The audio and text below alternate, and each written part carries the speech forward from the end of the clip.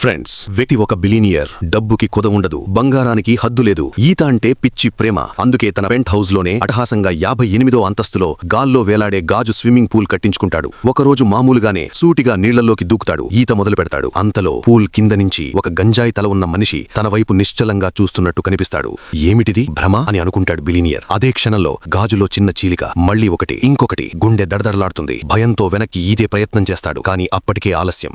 అకస్మాత్తుగా ఒక భయంకరమైన కీంచుడు. నీళ్లు ఒకవైపు లాగేస్తాయి. గాజు పూర్తిగా విరుగుతుంది. నీళ్లతో పాటు ఆ అరవతి కూడా 58వ అంతస్తు నుంచి నేరుగా కిందకి పడిపోతాడు. అక్కడ ఆ గంజాయి మనిషి చాలా ప్రశాంతంగా తన పని పూర్తి చేసుకుని ఏమీ జరగనట్టు నడుచుకుంటూ వెళ్లిపోతాడు. అతని పేరు జేసన్. హత్యలను ప్రమాదాల్లా చూపించడంలో దిట.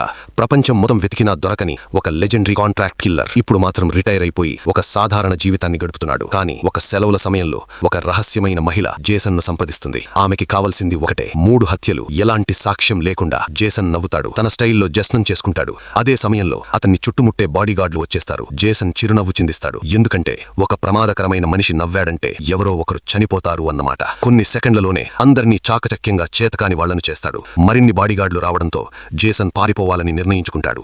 నేరుగా ఒక కేబుల్ కార్ మీదకి దూకుతాడు. కానీ ఆ మహిళ వదలదు, వెంటాడుతూనే ఉంటుంది. చివరి క్షణంలో జేసన్ గాల్లోకి దూకి వేరే వ్యక్తి పారాగ్లైడర్ మీద ల్యాండ్ అవుతాడు. అలా కళ్ల ముందే గాలిలో కలిసిపోయినట్టు మాయమైపోతాడు. తరువాత ఆ మహిళ బాస్ వరకు చేరుకుంటాడప్పుడు ఇది ఆట కాదు, ఇప్పుడు అసలు కథ మొదలవుతుంది.